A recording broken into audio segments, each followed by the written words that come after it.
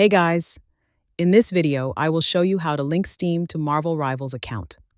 All right, so let's begin. First of all, you need to open up any browser that you're using and make sure to search for Marvel Rivals.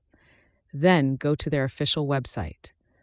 Once you are on the Marvel Rivals website, now this is where you need to click on Login on the top right and you will have multiple options.